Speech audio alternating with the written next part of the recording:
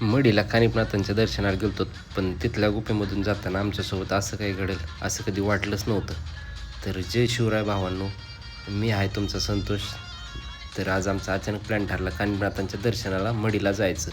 मग काय निघालं, कुठं जायचं म्हणलं की एकदमच पनोती, म्हणजे मी पनोती का पाऊस, म्हणजे वातावरण तसं होतं काय कळलंच नाही. वाटत जाताना पाऊस भेटला, त्यामुळे आम्हाला जायला उशीर झाला ते झाला. नंतर आलो तर आम्ही पोहोचलो बाबांच्या दरबारात पोहोचल्यानंतर इथं आम्हाला उशीर झाला. सगळं मंदिर वगैरे बंद झालेलं होतं.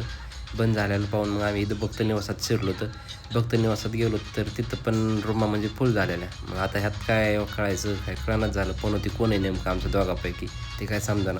पण जाऊ द्या म्हटलं. मग काय भक्त निवासाच्या बाहेरच आम्ही इथं हे टाकलं, बॅग वगैरे दिला ठेवून. इथं भरपूर पब्लिक झोपलेलं होतं म्हणजे. मग काय आम्ही पण तिथंच आराम केला बाहेरच भक्त निवासाच्या.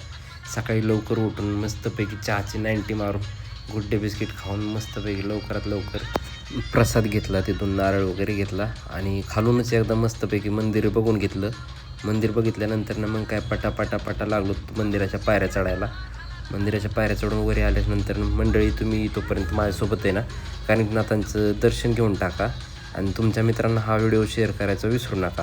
मग नाथांचे दर्शन झाल्यानंतर गुफेमधून रस्ता जातो तरी कुठं हे बघण्यासाठी आम्ही एकामागून एक आहे ना दोघं पण गुफेमध्ये घुसलो. तर खाली घुसल्यानंतर आता आम्ही जो पण खाली जातो तोपर्यंत तुम्ही संतोष टेकाळे फॉलो करा आणि कमेंट करायला अजिबात विसरू नका. आणि कमेंटमध्ये ना ओम नमो आदेश लिहायचं अजिबात विसरू नका. खाली आल्यानंतर मग गुफेत आल्यानंतर इथं बघा तुम्ही महादेवाची पिंड आहे भारीपैकी मस्त. मग महादेवाची पिंडीचं दर्शन घेतलं. दर्शन घेतल्यानंतर वापस वर आलो. तर आणि आता आपण पुढच्या व्हिडिओमध्ये ना मायांबागड आणि वृद्धेश्वराचं मंदिर आहे, ते पण लय भारी वृद्धेश्वराचं मंदिर, तिकडे जाणार आहोत. त्यासाठी तुम्ही फॉलो करून टाका एकदाचं.